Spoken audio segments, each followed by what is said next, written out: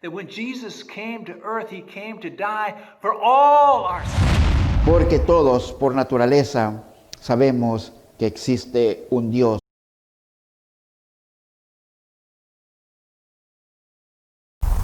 So, I think a week and a half or so ago, a Supreme Court justice passed away.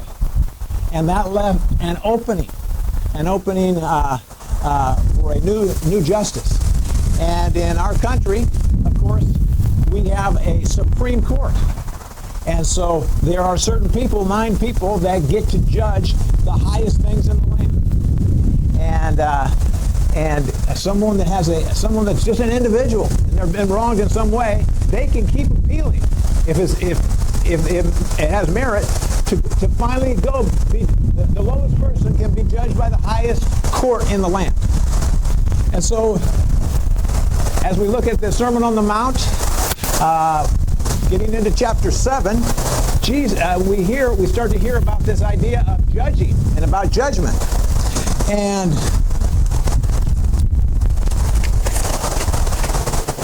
I'm going to try and do that and see if everything doesn't blow away for me as I'm talking. Yeah, and so the first 2 words in chapter 7 are Jesus' words, but we hear them a lot everywhere. As a matter of fact, probably this particular verse, or this part of the verse, is the most known verse, I think, for anybody, whether they go to church or don't. As a matter of fact, a lot of times you hear this verse quoted by people that don't go to church, but they're talking to people that do go to church. And here's what they say. Don't what? Don't judge me. Don't judge me. And you say, well, you might be trying to talk to somebody and say, don't judge me. And they know it's in the Bible. They might not know where it came from or who said it, but they know it's somewhere in the Bible. It says, don't judge. And you know what? The thing is, a lot of times when people think of someone that's judgmental, who do they think about? A lot of times they say, it's those Christians. It's those people in the church that are always judging. They're always thinking that they're holier than thou. And they're judging. And maybe it's something to do with religion. I mean, it could be like, Islam or other religions also. Same thing. Judging, making judgment. But Jesus starts out in Matthew chapter 7, verse 1, judge not. Judge not. And so I'm wondering, is that true of us sometimes? Is it sometimes true that we're a little judgmental? And I wonder why that is. Maybe sometimes we're just thinking the way that we see people living, and they're just having such a good time, but they shouldn't be because they're doing the wrong things. Maybe we're a little jealous of the way people are doing it, and so we're judging them. Or other times, this is what happens a lot of times. I don't know about you, but me, sometimes I just see somebody and I size them up and I write them off. I say, okay, look at the way that person's dressed. Look at what that person's got on them. Look at what happened to that person or what they did. And we size people up and we write them off. Size people up and write them off. But what was Jesus really saying in these verses? He says, judge not. Didn't stop there, though. There's a comma there, right? He says, judge not that you be not judged. So I think Jesus is saying this, first of all, don't have that size them up and write them off.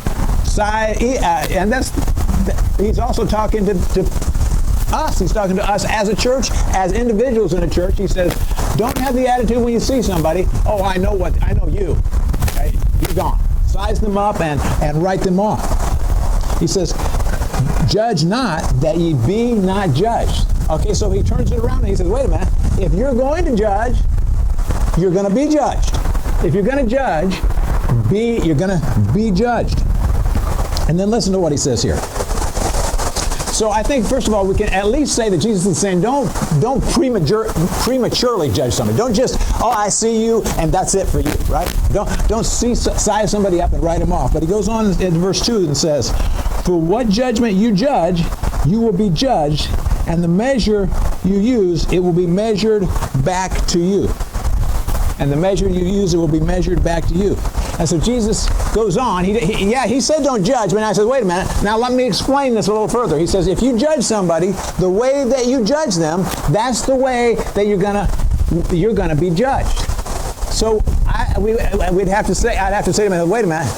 Do I want to be judged the way I judge? Do I want somebody to judge me the way that I judge? Later on, and I think it's verse 12, he says, treat people the way you would want them to treat you. So the question is, how would I want someone to treat me? Well, I think I would want them to say, wait a minute, I'm not going to judge him on this one act. Because, a lot of people, they might make a mistake, but that's not the whole sum. And I'm also going to consider where he came from. I'm going to consider his personality, or I'm going to consider the things that he went through, or the things that he's overcome. And so if someone's going to judge me, if I'm going to judge somebody, I want them to judge me by the full picture, not just, size them up and write them off. So that's what Jesus is saying here. For with what judgment you judge, you will be judged, and the measure you use, it will be measured back to you. So this makes us take a step back, doesn't it? And say, wait a minute, okay.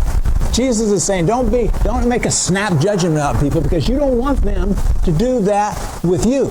You don't want them to do that with you. To present us faultless before the presence of his glory with exceeding joy. Con un gozo grande.